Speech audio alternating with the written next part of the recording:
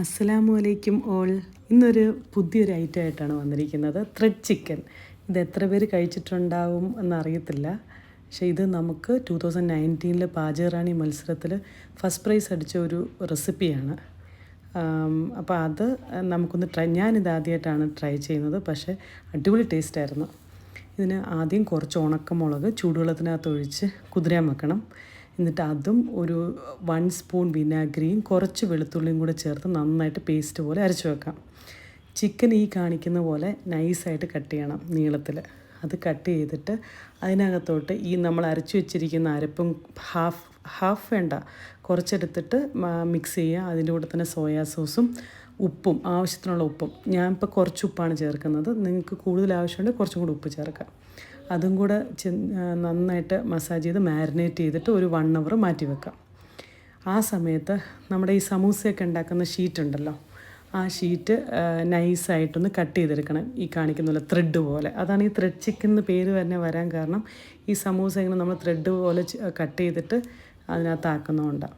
അപ്പം ഈ ചിക്കനകത്തോട്ട് മാരിനേറ്റ് ചെയ്ത് വെച്ചിരിക്കുന്ന ചിക്കനകത്തോട്ട് 1 സ്പൂൺ വിനാഗിരിയും കൂടെ ചേർത്തിട്ട് ഒരു 2 ടേബിൾ സ്പൂൺ മൈദയും 2 ടേബിൾ സ്പൂൺ കോൺഫ്ലോറും കൂടെ ചേർത്ത് നന്നായിട്ട് മിക്സ് ചെയ്ത് വെക്കാം. ഇതിങ്ങനെ മിക്സ് ചെയ്യുന്നത് എന്തിനാണെന്ന് വെച്ചാൽ ഇത് ശരിക്കും ആ സമൂസ ഷീറ്റിനകത്ത് ഒട്ടിപ്പിടിച്ചിരിക്കാൻ വേണ്ടിയിട്ടാണ്. അതല്ലെന്നുണ്ടെങ്കിൽ സമൂസ ഷീറ്റ് വെക്കുമ്പോഴത്തേക്കും അത് ശരിക്കും പിടിക്കത്തില്ല. എന്നിട്ട് കുറച്ച് ആ ത്രെഡ് നമ്മൾ കട്ട് ചെയ്ത് വെച്ചിരിക്കുന്ന ഷീറ്റിനകത്ത് നിന്ന് എടുത്തിട്ട് നടുക്ക് ഈ ചിക്കൻ പീസും കൂടെ വെച്ചിട്ട് നന്നായിട്ട് പ്രസ് ചെയ്ത് അങ്ങനെ മാറ്റി വെക്കാം.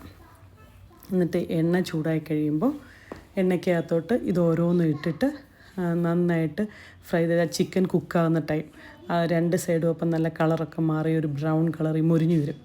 അത്രയും നേരം നന്നായിട്ട് ഫ്രൈ ചെയ്തെടുക്കാം. ഇത് ആക്ച്വലി ഉണ്ടാക്കാൻ വളരെ ഈസിയാണ്, പക്ഷെ ഭയങ്കര ടേസ്റ്റാണിത്. ഇത് ചുമ്മാ കഴിക്കാനും ടേസ്റ്റാണ്. ഇതിൻ്റെ കൂടെ ഏറ്റവും ടേസ്റ്റ് ഇതിനൊരു ഹോട്ട് ഗാർലിക് സോസിൻ്റെ കൂടെ കഴിക്കാനാണ് ഇത് ഏറ്റവും ടേസ്റ്റ്. അതിനകത്ത് ഡിപ്പ് ചെയ്തിട്ട് വേണം ഇത് കഴിക്കാൻ. അപ്പോഴാണ് അതിൻ്റെ കറക്റ്റ് ടേസ്റ്റ് നമുക്ക് കിട്ടത്തുള്ളൂ. അപ്പോൾ ഇതിനകത്ത് ഇനി എങ്ങനെയാണ് ഹോട്ട് ഗാർലിക് സോസ് ഉണ്ടാക്കുന്നത് നോക്കാം.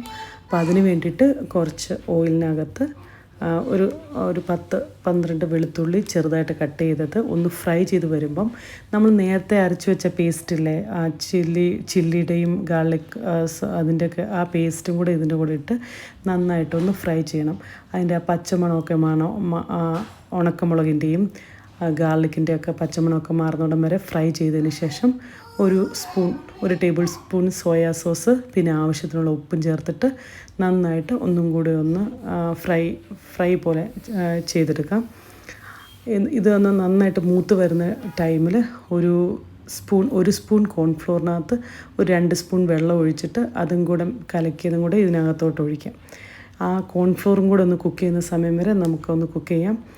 അത് കൂടെ കഴിഞ്ഞ് കഴിഞ്ഞാൽ കറക്റ്റ് ആ ഗാർലിക് സോസും വരും. അപ്പോൾ ഈ സോസിനകത്ത് മുക്കി ഈ ത്രെഡ് ചിക്കൻ കഴിക്കാൻ ഭയങ്കര ടേസ്റ്റാണ്. മസ്റ്റ് ട്രൈ ആണ്.